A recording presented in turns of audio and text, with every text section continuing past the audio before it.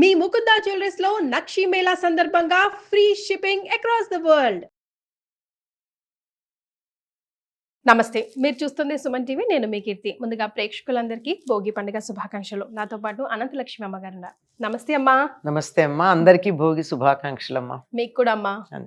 అమ్మ, మీకు ఏం గుర్తొస్తుందమ్మా భోగి అనగానే? మీరు ఎలా సెలబ్రేట్ చేసుకునేవారు? అమ్మ, మాకి గుర్తురావడం అసలు భోగి ఏమిటి, అంతకు ముందు నుంచి నెల రోజుల నుంచి పండగే మాకు. ఎలా? స్కూల్లో చదువుకునే రోజుల్లో ఆ పరీక్షలు ఉండేవి, హాఫ్ ఇయర్లీ ఎగ్జామినేషన్స్ ఉండేవి. కరెక్ట్. ధనుర్మాసం మొదలయ్యేది. రోజు తెల్లారుజామున లేవడం, ఆవు పేడ కోసం ఎదురు చూడడం. ఆవు ఎప్పుడు పేడ అంటే తాజా పేడతో చేయాలిగా, ఎదురు చూడడం. వేడిగా ఉన్నటువంటి ఆవు పేడ తీసుకొచ్చి చక్కగా దాంతో గొబ్బెమ్మలు చేయడం. ఆ రాత్రే బ్రహ్మాండంగా ముగ్గులు వేయడం. సాయంకాలం 6:30 అలా ముగ్గు వేయడం మొదలు పెడితే రాత్రి 10, 10:30, 11 అయ్యేది. ఈ మూల నుంచి ఆ మూలకి దాంట్లో గొబ్బెమ్మలు పెట్టడం. ఈ సీజన్ లోనే కదమ్మా ముగ్గులకి ప్రాధాన్యత ఎక్కువ. పెద్ద పెద్ద ముగ్గులు వేస్తాం. చుక్కల ముగ్గులే వేయాలమ్మా. ముగ్గుల్లో రంగులు ఏదో సరదాగా వేస్తున్నాం కానీ రంగవల్లికలు అంటే రంగులు వేయాలని ఏం లేదు. రంగులు వేయకూడదు అసలు. రంగులది కాదు, చుక్కలు పెట్టి చుక్కలు కలుపుకుంటూ వేయాల్సిన ముగ్గులు. అందుకే సైన్స్ ఉందా, బ్యాక్గ్రౌండ్? అయ్యో బోల్డ్ ఉందమ్మా, ఎందుకు లేకపోయింది? ఆ చుక్కలు ఏమిటి, ఆకాశంలో ఉండే నక్షత్రాలే ఈ చుక్కలు. వాటిని కలిపేటటువంటి తీర్లే మనకి తెలియడానికి, దాని ఆకాశంలో ఉండే నక్షత్రాల యొక్క గమనము, వాటి తాలూకు వ్యవహారము తెలియడానికి కింద ముగ్గులు వేసుకోవడం, వాటిని కలుపుకునేటటువంటి తీరు. ముగ్గుల పేర్లు ఎంత బాగుంటాయో తెలుసా అమ్మా? మారేడు దళం కార్తీక మాసంలో తరచుగా వేస్తాం. పద్మం, అష్టదళ పద్మం. తర్వాత ఈ ఋతువు అంతా వేసేటటువంటివన్నీ విష్ణువు, ధనుర్మాసం అంతా విష్ణువుకి సంబంధించింది కదా. విష్ణు అవతారాల గురించి ఉంటాయి. ఒక ముగ్గు పేరు చేప ముగ్గు. ఒక ముగ్గు పేరు ఆకారంలో ఉంటుంది అట. చేప ఇలా మొప్పలతో ఇలా ఎగురుతున్నట్టు ఉంటుంది అనమాట. అది గీతలతో వేసే ముగ్గు. అలాగే తాబేలు ముగ్గు చాలా బాగుంటుంది. ఇవి వేస్తాం. తర్వాత ఈ మల్లె పందిర్లు అనేవని ఇవన్నీ రకరకాల పేర్లు ఉన్నాయి అనుకో. అంటే వీటిల్లో పురాణ విజ్ఞానం చూడమ్మా. ఇప్పుడు మత్స్యావతారం, కూర్మావతారం తప్పనిసరిగా ఇప్పుడు మనం తెలుసుకోవాల్సిన విషయాలే కదా. అలాగే ఇక్కడికి వచ్చేటప్పటికి రథం ముగ్గు ఎప్పుడు వేస్తాం? పండగ నాడేస్తాం. ఎందుకంటే సంక్రాంతి నాడు సూర్యుడు యొక్క రథం మారుతుంది దిశ. అందుకని పండగ నాడేమో రథం లోపలికి వస్తున్నట్టు, కనుము నాడేమో రథం బయటికి వెళ్తున్నట్టు వేస్తాం. తర్వాత అంతకు ముందు రోజు ఏం చేస్తాము? వైకుంఠ వాకిళ్ళు అని ఒక దుష్ట సమాసం అనుకో, స్వర్గద్వారాలు అనాలన్నమాట. స్వర్గద్వారాలు వేస్తాం ముందు రోజు, రెండు రోజులు. ఒక రోజేమో భోగికి ముందు రోజు ఏం వేస్తాం? ఇలా గడులుగా ఉండి ఒక గడిలోంచి ఒక గడి ఇలా స్క్వేర్స్ వస్తాయి. ఇవన్నీ మధ్యలో తలుపులు ఉండవు, అలా ఉంటాయి. భోగి నాడు ఏం చేస్తాం? ఈ గ్యాప్స్ అన్ని ఓపెన్ చేసి వేస్తాం. అంటే స్వర్గద్వారాలు తెరుచుకున్నాయి. అంటే అంతరిక్షంలో జరిగేటటువంటి విశేషాలన్నిటినీ మనం ఇక్కడ ముగ్గుల ద్వారా తెలియజెప్పడం అంత విశేషమమ్మా. నాగబంధం, ముగ్గుల్లో పేర్లు ఎలాంటి పేర్లు? పద్మబంధం, పద్మం వేరు, పద్మబంధం వేరు. నాగబంధం ఇలాంటివన్నీ ఏమిటంటే ఎన్నో ఆధ్యాత్మిక విశేషాలు, పౌరాణిక విశేషాలు, అంతరిక్షంలో జరిగేటటువంటి విన్యాసాల తాలూకు విశేషాలు ఇవన్నీ మనకి ముగ్గుల్లో తెలుస్తాయి. ఒకవేళ పురాణం మర్చిపోయినా ఇది చూస్తే మనకు ఇవన్నీ గుర్తొచ్చేస్తాయి. ఇవాళ రథం ముగ్గు వెయ్యాలి అంటే ఎందుకు వెయ్యాలి అని చిన్నపిల్లలు అడుగుతారు. దానికోసం అన్నా చెప్తారు కదా, ఇవాళ సూర్యుడి రథం యొక్క దిశ మారుతుంది అని. దాంతో దక్షిణాయనం వెళ్ళి ఉత్తరాయణం వస్తుందని అర్థమవుతుంది. ఇట్లా అనేకమైనటువంటి విషయాలలో మన సంప్రదాయాన్ని ముడేసి పెట్టారు. ఒకటి మర్చిపోయినా ఒక దాంట్లోంచి, ఒకదాన్ని వదిలేస్తే ఇంకో దాంట్లోంచి అన్న మనకి విషయం తెలియడానికి. సో మనం తప్పకుండా భోగి పండుగ రోజు చేయాల్సిన పనులు ఏంటమ్మా? అంటే భోగి పళ్ళు అవి పోసుకుంటూ ఉంటాం కదా, దానికి ఉంది సైన్స్? అసలు ఎందుకు చేయాలి? అసలు భోగి పండుగ నాడు తెల్లవారుజామున రాగి కాగులో నీళ్లు కాచుకుని వేడి నీళ్ల స్నానం చేయాలి. పూర్వం రాగే ఉండేవి. పైగా ఆ రోజు బాగా నువ్వుల నూనె రాచుకుని ఒంటికి లోపలికి ఇంకేదాకా, ఆ పైన నువ్వుల పిండితో ఒళ్ళు రుద్దుకుని తలకి కూడా బాగా నూనె పెట్టుకుని, ఎంత పెట్టుకోవాలమ్మా నువ్వుల నూనె? కళ్ళల్లోకి నూనె దిగాలి, అది లెక్క. అరికాళ్లల్లో నూనె రాచినా బాగా, మాడు మీద బాగా ఎక్కువ నూనె పెట్టుకున్నా కళ్ళల్లోకి ఆవిర్లు వచ్చేసి నూనె దిగుతుంది. అంటే కంటి చూపు ఎంత బాగుపడుతుందో ఆలోచించండి. ఆ విధంగా నూనె రాచుకుని శుభ్రంగా వదిలేటట్టుగా ఈనాటి షాంపూల్లాగా రసాయనిక ద్రవ్యాలు కాకుండా కుంకుడుకాయ, షీకాయ ఇట్లాంటి వాటితో శనగపిండి పెరుగుతో కూడా రుద్దుకుంటారమ్మా, ఆ రెండు కలిపి. అలా ఉన్న జిడ్డంతా వదిలించుకుని సూర్యోదయానికన్నా ముందే తలంట్లు అయిపోవాలి. ఇది కంపల్సరీ కదమ్మా, కంపల్సరీ. First rule. మొట్టమొదట ఈ రోజే కొత్త బట్టలు కట్టుకుంటారు, ఈ రోజే చక్కగా పిండి వంటలు చేసుకుంటారు, ఈ రోజే భోగి పళ్ళు పోసుకుంటారు.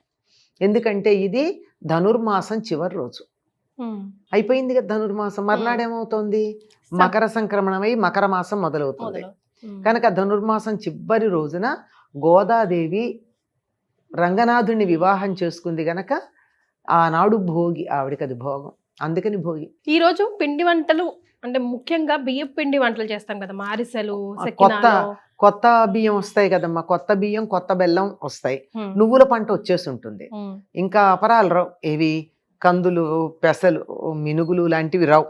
ఉడికే మనం వాటివి పచ్చివి తెచ్చుకుని తంపటేసుకు తినడమే తప్ప పూర్తిగా రావు కదా. అంచేత ఈ నువ్వులు వచ్చేస్తాయి కనుక బియ్యము నువ్వులు బెల్లముతో కలిపినటువంటి పిండి వంటలంతా చేసుకుంటాం.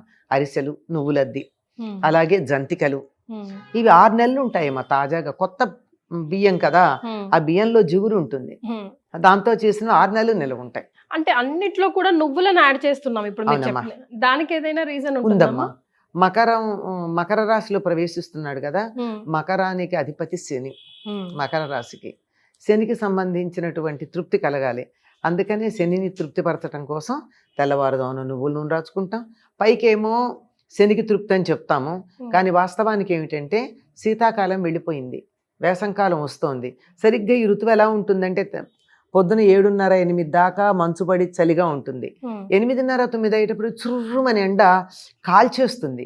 ఈ సమయంలో ఒళ్ళు పగులుతుంది. శీతాకాలంలో కానీ ఇప్పుడు బాగా పగులుతుంది ఒళ్ళు, ఆ ఒళ్ళు పగులుతుంది, చర్మం పగులుతుంది. అలాగే లోపల మనకు కనపడవు కానీ రక్తనాళాలు అవి కూడా ఇబ్బంది పడుతూనే ఉంటాయి. ఇది కనపడుతుంది, అవి కనపడవు.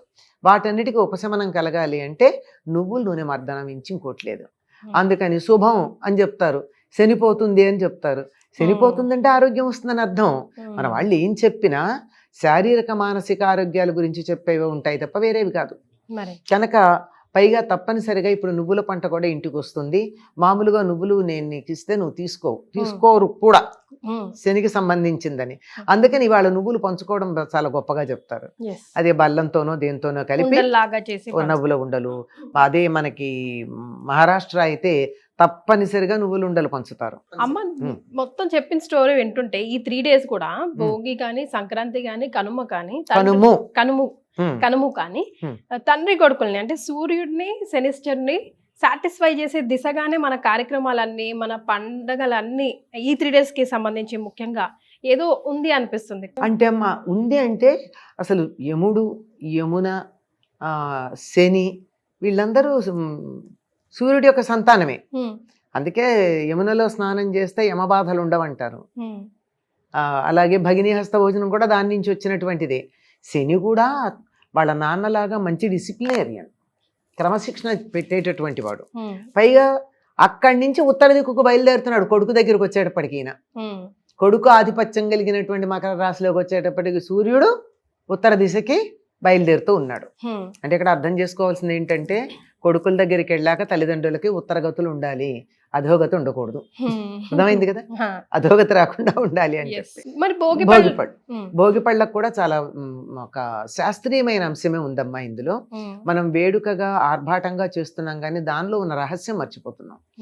ఇనప పాత్రలో, కొల పాత్రలు ఉండే పూర్వం అడ్డ, కొంచెం, సోల, ఇప్పుడు అవి లేవు మనకి, అన్నిటినీ కొలుస్తున్నాం కిలోల్లోనే.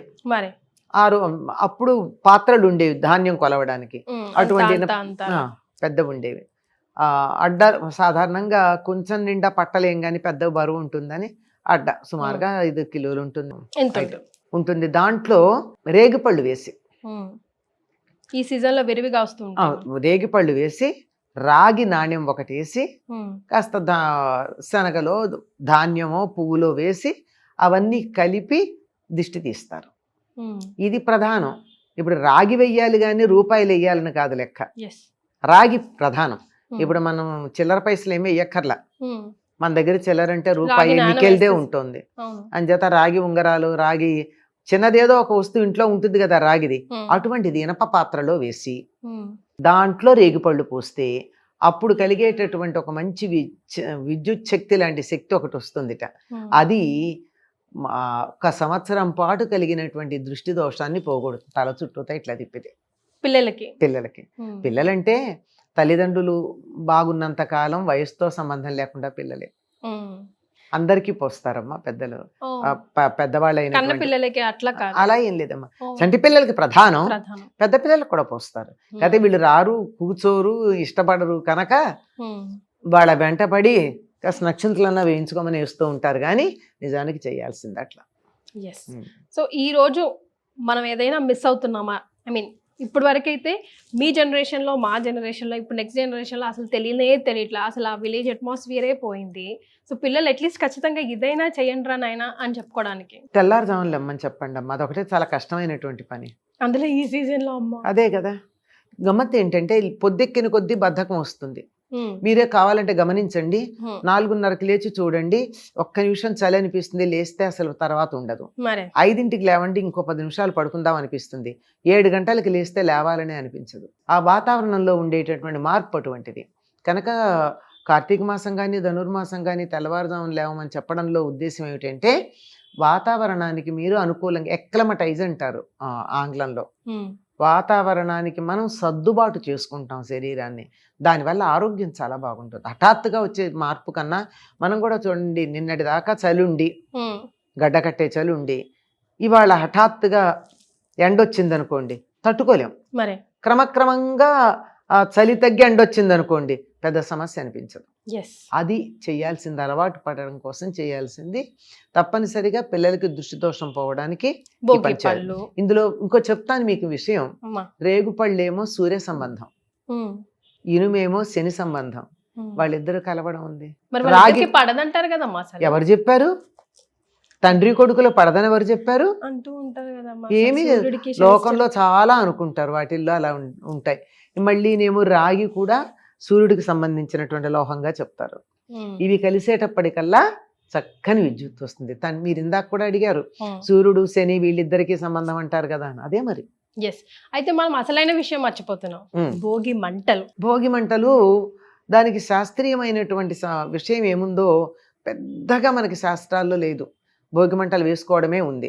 కాకపోతే ఉత్తర దేశం వాళ్ళు ఏమంటారంటే ఇది యజ్ఞావశిష్టము అంటారు, యజ్ఞానికి సంకేతంగా. కానీ మనం వేసుకునే భోగి మంటలు పాచమొహంతో వేసుకుంటాం కదా, అది కాదు. కానీ ఉత్తర దేశంలో ఎందుకు చెప్తారంటే ఈ రోజున కొత్తగా ఉపనయనం అయినటువంటి పిల్లలు పసుపు రంగు బట్టలు కట్టుకుని ఆ అగ్నిహోత్రం రాజేసి వాళ్ళు కొత్తగా నేర్చుకున్నటువంటి సంధ్యావందనాన్ని అక్కడ అభ్యాసం చేస్తారని, భోగి మంటలు దానికి అవశేషం అని చెప్తారు. కానీ సంప్రదాయం ప్రకారం బ్రహ్మచారి అగ్నికార్యం చెయ్యడు పెళ్ళైతే గాని. కానీ సామూహికంగా చేసుకునే ఒక యజ్ఞం లాగా చెప్పుకోవచ్చు. అది ఇంకేంటంటే ఎలా చేస్తారంటే ఎవరు ఏ ప్రాంతంలో ప్రధానమైన పండగ చేసుకుంటారో ఆ పండగకి ఇళ్ళన్నీ శుభ్రం చేసుకోవడం, బాగు చేసుకోవడం ఉంటాయి కదా, అలా చేసుకుంటూ అక్కడ ఉన్నటువంటి చెత్త చెదారం అంతా తీసి భోగి మంటలో పడేస్తూ ఉంటారు. సో ఇది భోగి పండుగ విశేషాలు. మరొకసారి భోగి పండుగ శుభాకాంక్షలు. అందరికీ కూడా ఈ భోగి భోగప్రదాయకమయ్యి అందరూ ఆనందంగా ఉండాలని కోరుకుంటూ భోగి పండుగ శుభాకాంక్షలు.